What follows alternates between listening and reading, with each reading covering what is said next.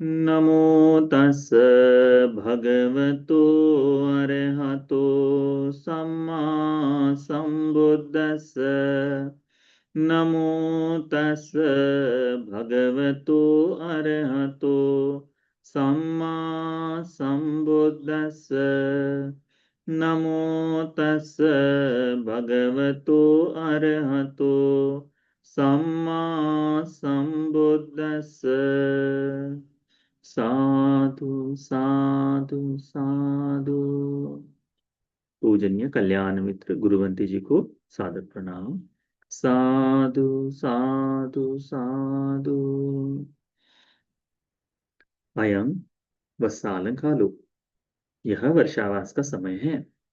इस वर्षावास के समय में उपासक उपासिकागण, भिक्षु भिक्षुणीगण, ये चतुपरिषद जो है, यह धर्म साधना के लिए विशेष अभ्यास को करती है। धर्म साधना का विशेष अभ्यास, इस धर्म साधना को बनाए रखने के लिए, धर्म की साधना को करने के लिए, धर्म का जीवन जीने के लिए आवश्यक धर्मों से एक धर्म है धर्म का श्रवण करना, बुद्धवाणी का श्रवण करना। इस बुद्धवाणी को जो श्रवण करता है, सुता धता वचसा परिचिता मानसानुपेक्षिता द्वितीय सुपटि विद्धा। इस तरह से इन धर्मों को युक्त करके यदि कोई धर्म का श्रवण करता है, इसका अभ्यास करता है, तो वह मुक्ति के मार्ग पर चलता है। उसकी धर्म साधना और पुष्ट होते जाती है। तो इसी आशय को ध्यान में रखते हुए प्रतिदिन प्रातः हम लोग भगवान की वाणी से एक छोटा सा अंश, संयुक्त निकाय में जो छोटे छोटे सूत्र है, इन सूत्रों का एक एक करके अभ्यास कर रहे हैं, जिसमें आज हम लोग संयुक्त निकाय की प्रथम पुस्तिका में से देवपुत्र संयुक्त का नंदन सूत्र, चतुर्थ है नंदन सूत्र, इसे आज हम लोग सीखेंगे। नंदन नाम के देवपुत्र को भगवान बुद्ध जी ने जो उपदेश दिया है, उनके प्रश्नों का उत्तर स्वरूप से उसके बारे में हम लोग सीखेंगे। कोई यह भी श्रावस्ती निदान है। इस श्रावस्ती में ही जेतवन में भगवान थे तब यह घटित हुई घटना है। कल की जो देशना थी वह राजगृह में घटित हुई थी। यह सावत्ती निदान है। तब कोई नंदन नाम के देवपुत्र अपने आलोक से संपूर्ण जेतवन को आलोकित करते हुए भगवान जहां थे वहां आकर भगवान को नमन करके नंदन देवपुत्र एक ओर खड़े हो जाते हैं। एक ओर खड़े होकर नंदन देवपुत्र भगवान बुद्ध जी को यह सुंदर गाथाएं पूछते हैं। इस सुंदर गाथाओं में प्रश्न पूछते हैं पुच्छामि तं गौतम भूरि पञ्य अनावटं भगवतो ज्ञान दर्शन कथं विधं शीलवन्तं वदन्ति कथं विधं पुण्यवन्तं वदन्ति कथं विधो दुःखमतिच्च इरियति कथं विधं देवता पूजयन्ति इति। क्या कहते हैं वह? भगवान को कहते हैं, हे महाप्रज्ञावान गौतम, आप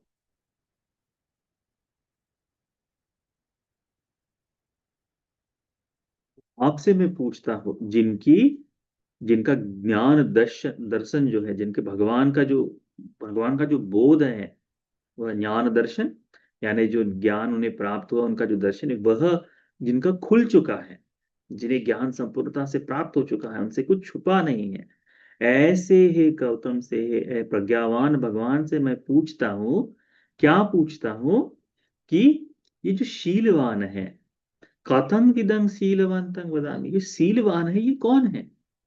किसे हम शीलवान कहते हैं?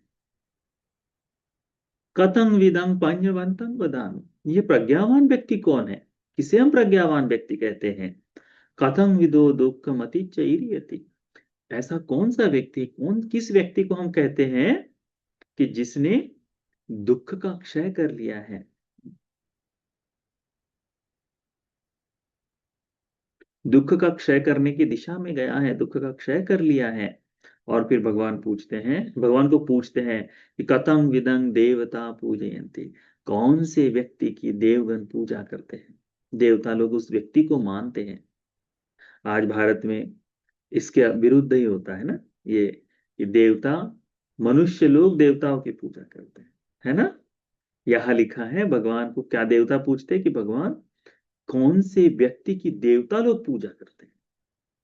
भगवान बुद्ध जी बड़ा सुंदर उत्तर देते हैं। भगवान कहते हैं ये धर्म का उपदेश है, भगवान की परिशुद्ध वाणी है, तो इसे बड़े श्रद्धा के साथ हमने धारण करना चाहिए। भगवान कहते हैं यो शीलवा पඤ्यवा भावितत्तो समाहितो जानरतो सतीमा सब्बस शोका विगता पहीना खीना सवो अंतिम देह धारी। भगवान कहते हैं जो शीलवान प्रज्ञा को, जो शीलवान व्यक्ति प्रज्ञावान प्रज्ञा को अच्छी तरह से बढ़ाकर समाहित चित्त से ध्यान रुत होकर स्मृति संपन्न हो जाता है, स्मृतिमान हो जाता है, उसके सारे शोक सारे दुख दूर हो जाते हैं, जिसका सारा भव प्रहीन हो जाता है, वह क्षीणाश्रव अंतिम देहधारी है। जो क्षीणाश्रव, जिसके सारे आश्रव प्रहीन हो गए, जिसके सारा सब कुछ खत्म हो गया, जो इस शरीर को अंतिम स्वरूप से धारण किया हुआ है, इसके बाद जिसका जन्म ही नहीं होगा, अंतिम देहधारी, अब पुनः देह को धारण नहीं करेगा, ऐसा तथा विधं शीलवंतं वदंती, ऐसे व्यक्ति को ही शीलवान कहते हैं। अब जैसे ये शीलवान उस व्यक्ति को कहते हैं जिसका अंतिम देहधारी है, तो जैसे हम हैं, जैसे आप है ना, हम ये श्रोतागण हैं, हम शीलों को परिशुद्ध करते रहते हैं बार बार, हमारे शील टूटते हैं, हम उनको पुनः धारण करते हैं, तो हम में शील का एकाकी स्वभाव, यानी जैसे पूर्णतः अर्हत्व को साथ में लेकर चलना है, पूर्ण परिशुद्ध शील है, वो शील नहीं है, है ना। तो जो शीलवान कौन है, जो अंतिम देहधारी, जिसका सब, जो क्षीणाश्रव आश्रव प्रहीन हो गया, अब उसमें सील टूटने की अंश मात्र भी शंका नहीं, ऐसा व्यक्ति, तो भगवान के तथा विदं शीलवंतं वदंती, ऐसे ही व्यक्ति को शीलवान कहते हैं। तथा विदं पुण्यवंतं वदंती, पुण्यवान है। इस लोक में सबसे श्रेष्ठ पुण्य का विपाक क्या हो सकता है, विमुक्ति। विमुक्ति, ये विमुक्ति का पुण्य, विमुक्ति का सुख, ये सबसे श्रेष्ठ है। इसका जो पुण्य का संचय, पुण्य का विपाक जो सबसे श्रेष्ठ है, सारे ही पुण्य, जितने पुण्य आप करते हैं, कहते हैं तीनों तरह से किए जाने वाले, काया वाणी मन से किए जाने वाले, दानशील भावना से किए जाने वाले पुण्य जो है, ये सारे पुण्य सर्वश्रेष्ठ विपाक यदि दे सकते हैं तो वो केवल और केवल अरहत्व का ही है। बाकी सभी पुण्य जो धन संपत्ति को दे, जो सुख संपत्ति को दे, जो ब्रह्मलोक तक लेकर जाए, जो ज्ञान संपत्ति को दे, ये सारे पुण्य एक क्षण बाद, एक परिणाम के बाद समाप्त हो जाते हैं। जैसे किसी का पुण्य हो जाए कि दिव्यलोक में चले जाओ करके, देवलोक तक जाओ, तो पुण्य आपको देवलोक तक ले जाएगा, पर वहां जाने के बाद उस देवलोक का संपूर्ण समय समाप्त होने के बाद उस व्यक्ति को वो छोड़कर वापस आना ही पड़ेगा। जैसे आप सुबह स्कूल चले जाए, स्कूल जाकर आपको घर में वापस आना पड़ेगा, 1 घंटा ज्यादा इधर बाहर इधर उधर घूम सकते हैं, और उसके बाद शाम तक घर वापस आना पड़ेगा। काम करने के लिए चले गए, 2 दिन कहीं बाहर चले गए, 4 दिन बाहर चले गए, पर वापस आना ही पड़ेगा। उसी तरह से सुख स्वरूप से दिव्यलोक में चले जाता है, वहां की संपूर्ण आयु को समाप्त करता है और पुनः लौट कर आता है, पुनः पुनः जन्म होता है। तो पुण्य का विपाक उतना दे, सबसे श्रेष्ठ पुण्य का विपाक क्या है, अरहत्व है, जीवन मुक्त हो जाना है। तो कहते हैं तथा विदं पुण्यवंतं वदंती, ऐसे ही व्यक्ति को, कौन से व्यक्ति को, जो समाहित हो गया है, अपने मन को एकाग्र कर कर बहुत अच्छी तरह से अभ्यास करते हुए, जिसने अपने सारे राग द्वेष मोह को समाप्त कर दिया है, जिसका शोक अंश मात्र भी न बचा हो, जो अंतिम देहधारी है, ऐसे व्यक्ति को क्या कहते हैं, पुण्यवान कहते हैं। ऐसे व्यक्ति को प्रज्ञावान कहते हैं, पुण्यवंतम प्रज्ञावान कहते हैं, प्रज्ञा, क्योंकि प्रज्ञा जो है तथाविदं पඤ्ඤवन्तं वदामि, प्रज्ञा जो है वो कैसी है, अब उसकी प्रज्ञा में अधिक जोड़ने की आवश्यकता नहीं, उन्होंने इस प्रज्ञा का इस्तेमाल करके जो करना है वो कर लिया है, तो प्रज्ञावान व्यक्ति है। हम हमारा समय समय पर छूटते रहता है कि अ, अभी हम अनित्य का चिंतन करेंगे, कोई आनंद की बात आ जाए तो हमारा अनित्य का चिंतन खत्म हो जाता है, तो हमारी प्रज्ञा वहां रुक जाती है। हम कहते हैं कि हमें धर्म का अभ्यास कर, परंतु भौतिक सुखों के सामने हम हतबल हो जाते हैं, कुछ नहीं कर पाते, अपने मन पर नियंत्रण नहीं कर पाते। ठीक है, तो वह हमारी प्रज्ञा वहां काम नहीं करती। परंतु ये जो प्रज्ञावान व्यक्ति है, ये प्रज्ञावान व्यक्ति क्या है, जिसने निर्वाण को प्राप्त कर लिया, तथा विदो दुख मतिच्च इरियति। भगवान कहते हैं ऐसा ही व्यक्ति है, यह वही व्यक्ति है जिसने दुख जो है, अपने जीवन का, जन्म का जो दुख है वह पार कर लिया है, उससे परे परे चला गया है। ऐसे ही व्यक्ति की देवता लोग पूजा करते हैं, ऐसे ही व्यक्ति को देवता लोग मानते हैं, पूजा करते हैं। सारिपुत्र बंते जी के बारे में प्रसिद्ध कथा है ना, कि देवता लोग उनकी पूजा के लिए आए, चाहते महाराज जी के देवता लोग, इंद्र शक्र देवेंद्र महाब्रह्मा स्वयं उनकी पूजा के लिए, उनकी सेवा के लिए आए हैं। तो देवलोक में भी आज भी वर्तमान में भी यदि कोई धर्म का अभ्यास कर रहा है, तो जब भी सुधर्मा देव सभा होती है, सुधर्मा देव सभा में जो इकट्ठा होते हैं, तब इसी का चिंतन करते हैं कि इस मनुष्य लोक में भी कौन पुण्य को पूर्ण कर रहा है, इसको देखते हैं करके उस तरह से।